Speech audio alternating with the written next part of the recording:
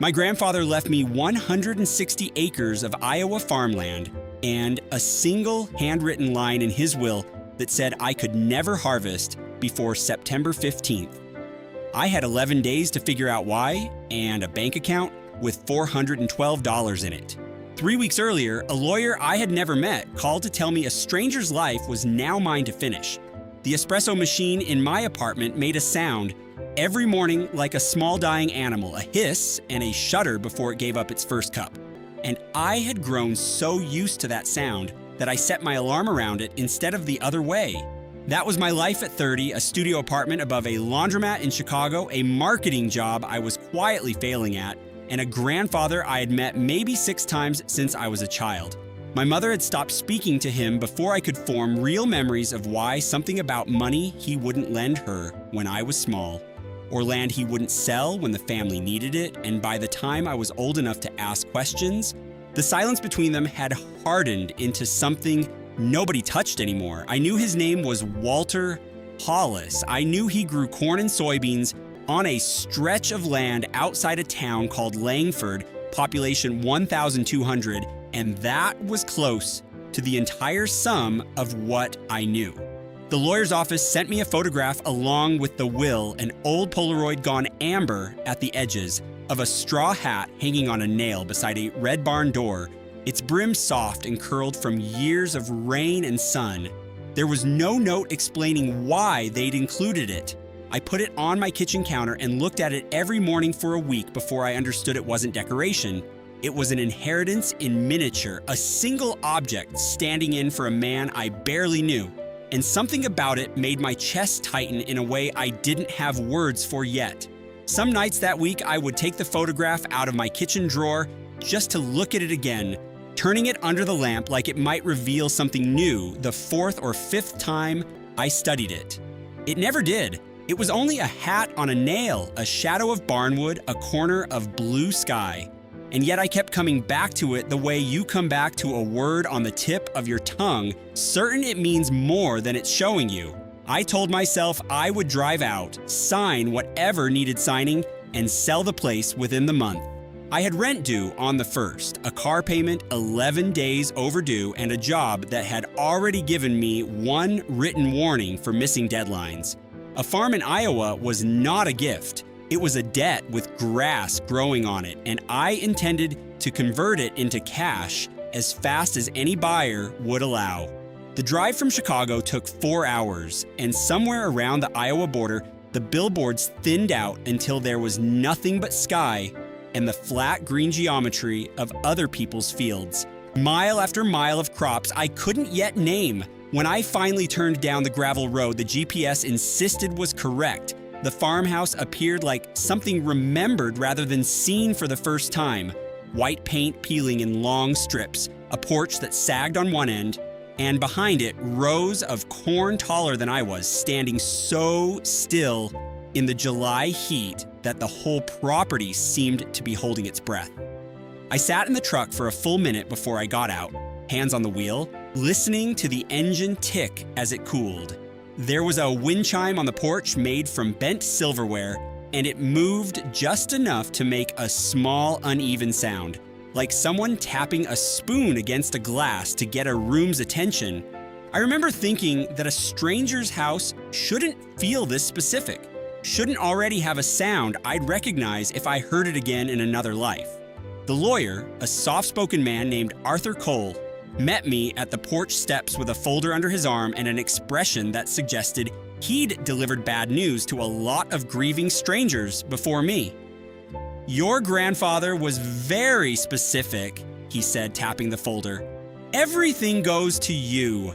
The house, the equipment, the acreage, on one condition." He opened the will and read the clause aloud, slow enough that I had time to feel my stomach drop with every word. No harvest of any crop on any part of the property before the 15th of September, violate it, and the land would be sold at auction, with the proceeds going to a county land trust, cutting me out entirely. "That's insane," I said. "Why would he write that?" Arthur closed the folder. "He didn't tell me. He just made me swear I'd enforce it." Then, almost as an afterthought, he mentioned that the farm carried an outstanding equipment loan of $61,000, due in full in 60 days, and that a neighboring farmer named Roy Pruitt had already called his office twice asking about the property. I stood on that porch with the folder in my hands and the straw hat photograph folded in my back pocket, and I understood, in the flat, sinking way you understand bad news, that whatever normal I'd been living in Chicago had just ended. Something else, something I didn't yet have a shape for, was already moving underneath this land, waiting for me to notice. I walked the property that first evening because there was nothing else to do. The corn rustled in a wind I couldn't feel at ground level, dry and papery, and past the last row I found a wooden shed with a padlock rusted shut. The soybeans in the south field were still young enough to look almost delicate. Low rows of green I could have mistaken for a garden if Earl hadn't later told me otherwise. And past them, the tree line marked the edge of Roy Pruitt's land, a boundary I wouldn't understand the significance of for another few weeks. A dog I hadn't known existed came trotting out from behind the shed, an old red heeler with gray around her muzzle, and pressed herself against my leg like she'd been waiting for someone to come back for her.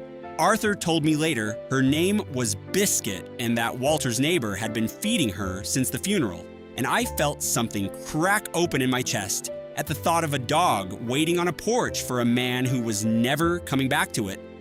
Inside the farmhouse, everything was exactly as Walter had left it. A coffee cup in the drying rack, a calendar on the wall still turned to the month he died, reading glasses folded on a stack of seed catalogs. It didn't feel like a stranger's house. It felt like a house paused mid-sentence, and I was the only one left to finish it. I called my mother that night, mostly out of habit, though I already knew what she'd say. She listened without interrupting, and when I finished, she was quiet for a long moment before she said, "Sell it. Whatever it is, whatever he wanted, you don't owe him anything." I told her I wasn't sure that was true anymore, though I couldn't have explained why, and we hung up without agreeing on much of anything, which was, I was learning, the family tradition. The $61,000 loan sat in my head like a stone I couldn't put down. 60 days to pay it or lose the equipment that made the land worth anything at all. And 11 weeks until I was legally permitted to harvest a single stalk of the corn that was supposed to save me. Arthur had given me the name of an agricultural loan officer at the county bank, a woman named Diane Kessler, and I drove into Langford the next morning, half hoping she'd tell me there was some flexibility built into a debt that size. There wasn't. Diane was polite but immovable, sliding a printed schedule across her desk like a verdict, the numbers printed in a font too small for how much they mattered.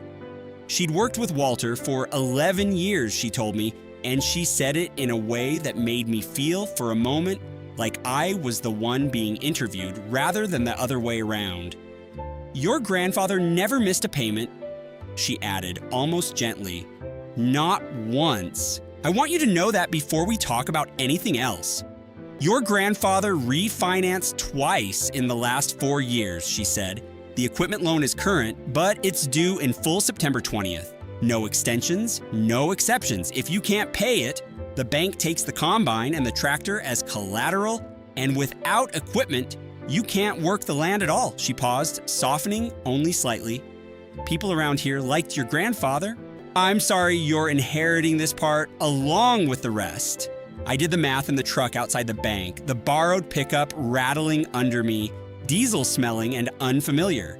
Even if I sold the farm outright the moment I was legally free to, closing on a sale that fast in rural Iowa was optimistic at best. Selling grain I wasn't allowed to harvest until the 15th meant I had exactly 5 days between the earliest legal harvest date and the loan deadline to bring in a crop, sell it, and pay off $61,000.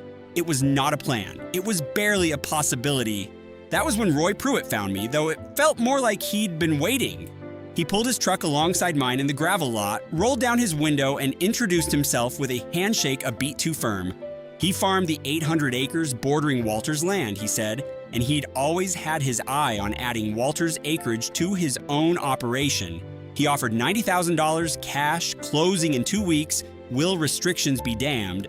And his lawyer, he said, had a way around inherited land covenants if I was willing to sign quickly, some trust structure he described in enough vague detail that I understood he expected me to be too desperate or too unfamiliar with Iowa law to ask the questions that mattered. "Your grandfather was stubborn as a mule about this place," Roy said, not unkindly. "No shame in you being smarter than him. 90,000 solves your problem today. Waiting solves nothing." I told him I needed to think about it, which was true, though what I was really thinking about was the straw hat photograph still folded in my pocket and the strange, stubborn instruction that had come with it. $90,000 would clear the loan, clear my rent, clear the credit card I'd stopped opening statements for. It would also mean breaking the only thing my grandfather had ever asked of me, a man I'd failed to know while he was alive. My mother called again 2 days later, which she almost never did twice in 1 week, and this time her voice had an edge to it I hadn't heard since I was a teenager. Someone in the family, a cousin, probably the kind of relative who tracked property records for sport, had told her about Roy's offer, and she wanted to know why I hadn't already signed. "You don't owe that land anything," she said again, but this time it sounded less like advice and more like an old argument. She was still fighting, one that had nothing to do with me. I asked her, as gently as I could, why she and Walter had stopped speaking, and for the first time in my life, she actually answered. Something about a loan she'd needed at 22 that he refused to give her, money he said would be better spent teaching her to stand on her own than bailing her out of a mistake. She'd never forgiven him for it. I understood, hanging up the phone, that I had inherited more than land. I had inherited a rift, and I would have to decide for myself which side of it I believed. I went back to the farmhouse that night and, for lack of anything better to do, started opening drawers. I found the notebooks in the third drawer of an old roll-top desk in what had been Walter's study, a stack of them bound with a rubber band, gone brittle enough to snap when I touched it.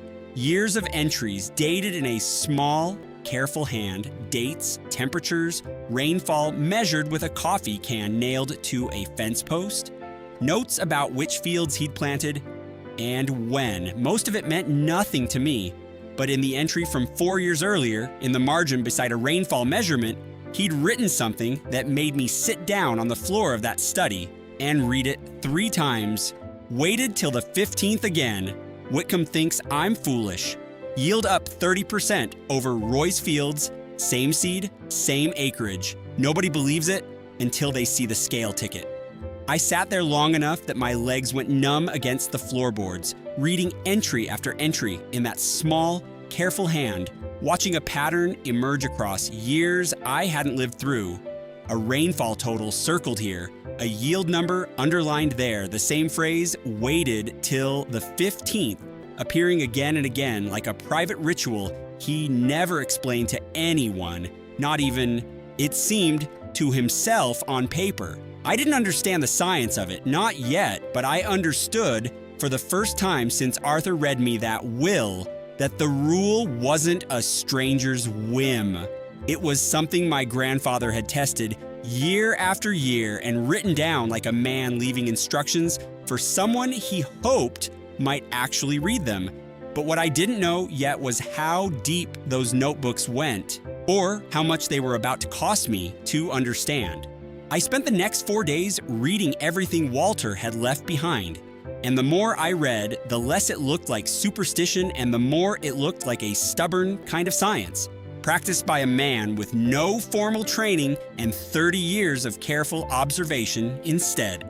He'd cross-referenced his own rainfall logs against county extension bulletins, clipped from farm newspapers, underlined passages about pollination windows in soybeans, circled a paragraph about late summer moisture and kernel fill that I had to read 4 times before it started to make sense. Slowly, a shape emerged in that particular stretch of Iowa, on that particular soil. The crops he grew hit their most critical window of pollination and kernel development in the last 2 weeks of August. Harvest too early, and you caught the crop before the kernels had finished drawing in moisture and sugar from a plant still working.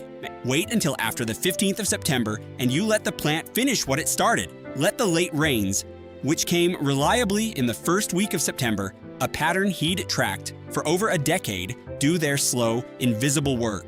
It wasn't magic, it was patience dressed up as a rule so strict it couldn't be argued with, not even by him. I didn't have 30 years of notebooks. I had 11 days until I was even permitted to think about equipment and a debt clock ticking down beside it. I decided, against every instinct that had gotten me this far in life, not to sell. I called work the next morning and told them I needed an unpaid leave of absence, effective immediately, and listened to my manager's silence stretch out over the phone before she said, carefully, that she couldn't guarantee my position would still exist when I came back. I told her I understood. I wasn't sure hanging up that I did. The first thing I learned was that owning a farm and running one are not the same skill, not remotely. I drove into Langford looking for anyone who could teach me the difference and found Earl Whitcomb behind the counter of the feed store, a man in his 70s with forearms like braided rope and a face that had clearly known my grandfather a long time before it knew me. When I told him who I was, he studied me for a moment the way you'd study a photograph to check it against a memory, and then he said, "Walter talked about you, not often, but he did." He didn't offer to help right away. That took 2 more visits and an afternoon of me standing in his store, looking lost enough that his pride finally gave out. But once he decided to teach me, he taught me everything. How to read the soybean pods for maturity without cutting one open, how to check moisture content the way Walter had, by feel and by the sound a stalk made when you bent it, how the old combine in the shed needed to be serviced before it would run at all. He also told me, without me asking, that Walter had waited on the 15th every single year since Earl had known him, through droughts and wet years alike, and that half the county thought he was either lucky or crazy, and the other half had simply stopped asking. The combine itself took me the better part of a week to trust. Earl walked me through the controls twice, then a third time, then stood in the cab with his arms crossed while I stalled it out in the yard, trying to remember which lever did what, the header lurching up when I meant to lower it, the whole machine groaning like it resented me personally. "You're not wrong to be scared of it," he said. The 3rd or 4th time I killed the engine. "Your grandfather stalled this same machine his first year too. Difference is he didn't quit before lunch." I didn't quit before lunch either, not that day or any day after.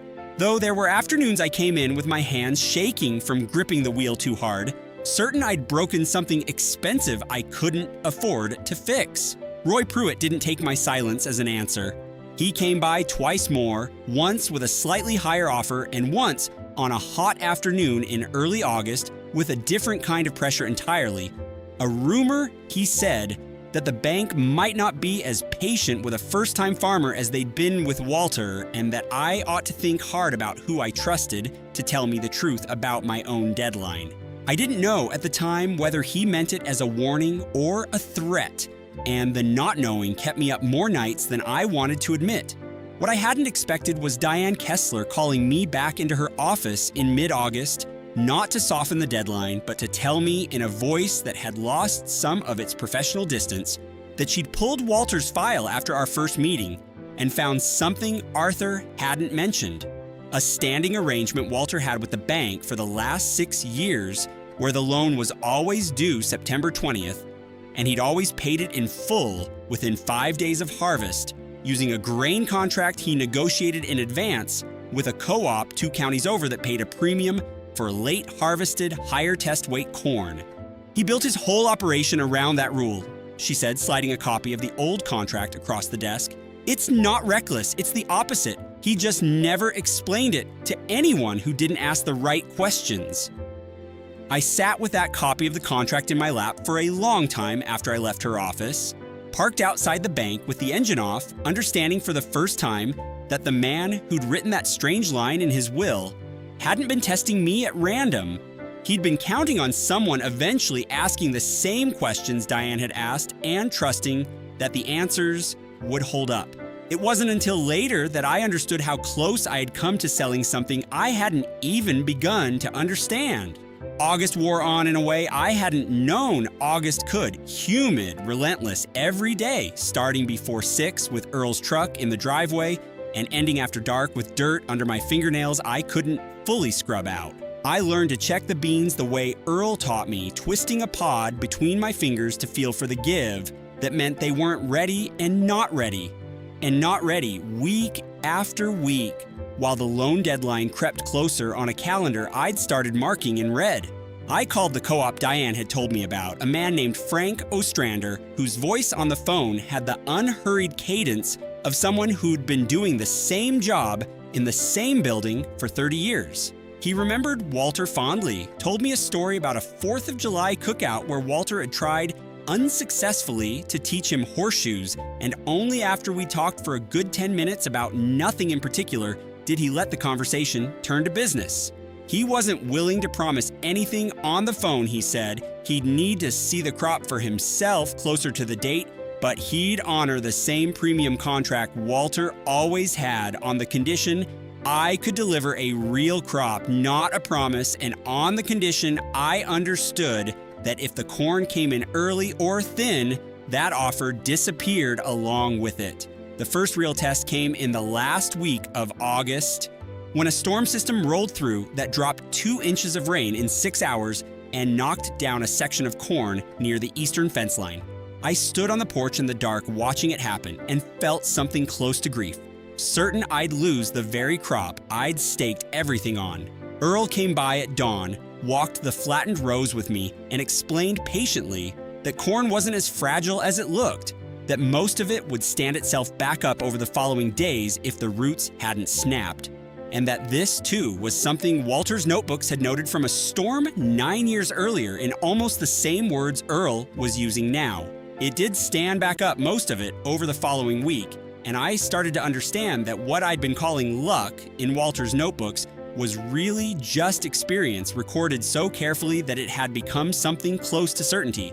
I walked the eastern field alone most evenings that week, watching stalk after stalk lift itself a few more degrees off the ground each day, a slow correction I could only see if I compared photographs I'd started taking on my phone out of nervous habit. There was something in that patience, in watching a plant right itself without any help from me, that I didn't have a name for yet, but that felt distantly like the thing my grandfather had spent 30 years trying to write down in a coffee-stained notebook. I found myself talking to the corn sometimes, quietly, the way you talk to a car you're willing to start on a cold morning, and I didn't tell anyone that, not even Earl. There was a second kind of trouble too, smaller but no less discouraging. 10 days before the storm, a bearing seized on the combine's header, a part Earl said needed replacing before the machine would run at all. And the nearest supplier who stocked it was 90 minutes away in a town whose name I forgot the moment I left it. I drove there twice, the first time with the wrong part number scrawled on a napkin and nothing to show for the trip, but gas money I didn't have to spare. The second time with Earl on the phone walking the counter clerk through the exact specification while I stood there feeling like a man who'd wandered into someone else's life without a map. The part cost $400 I hadn't budgeted for, and installing it took Earl and me the better part of a Saturday, both of us on our backs under the header with grease running down our forearms, him narrating every bolt like it was a story he'd told 100 times before, which for all I knew it was. When the machine finally turned over clean, Earl allowed himself something close to a smile and said, "Now you know how to fix it yourself next time," which felt at the time like the nicest thing anyone in Iowa had said to me. The second test was quieter, but harder. In the first days of September, with the loan deadline 11 days out and the crop still not ready by Earl's measure, I drove to Frank Ostrander's co-op with a sample from the western field, certain I could talk him into an early contract if I just explained the situation honestly. He turned the kernels over in his palm, bit one, and shook his head. "Not there yet," he said. "You bring me this now, you're leaving money on the table. Your grandfather never left. Wait it out." I drove home that night more discouraged than I'd been since Arthur first read me the will. half convinced I'd tied my entire future to a rule I didn't have the patience to keep. I sat on the porch steps with the straw hat in my lap. I'd taken to carrying it with me by then, an old habit I couldn't explain. And for the first time since arriving in Iowa, I let myself consider calling Roy Pruitt back. I sat there a long time turning the phone over in my hand. Roy's number still in my recent calls from the last time he'd tried, and for a while the argument in my head sounded entirely reasonable. $90,000 was a real number, sitting on a real table, and the 15th was just a date some stubborn old man had circled for reasons he'd never bothered to explain to anyone who might have talked him out of it. The corn didn't know what day it was. The bank didn't care about a rule written in a will. I was the only one insisting the date mattered, and I was starting to wonder if that insistence was grief wearing a disguise, dressing itself up as certainty so it wouldn't have to admit it was just a man too stubborn to let go of a stranger's opinion of him. I didn't call him. Instead, I called Earl at 9 at night and asked him plainly whether I was a fool for trusting a note in a will over $61,000 of very real debt. Earl was quiet for a long moment before he answered. "Your grandfather buried his wife on this land," he said. "Buried a lot of bad years, too. If he told you to wait, it's because waiting was the only thing that ever worked for him. Question is whether you trust a man you barely knew or trust the 20 years you've watched me not lie to you." It wasn't an answer that fixed the math, but it was enough to get me through one more week. What happened next would change everything, though not in the sudden way I'd been braced for. The rains Walter's notebooks had predicted came in the first days of September, exactly as they had, apparently every year for a decade, steady, soaking, unhurried. I watched them from the porch with something closer to reverence than worry, understanding for the first time that the man who'd written that strange line in his will hadn't been leaving me a riddle. He'd been leaving me a forecast tested so many times it had stopped being a guess.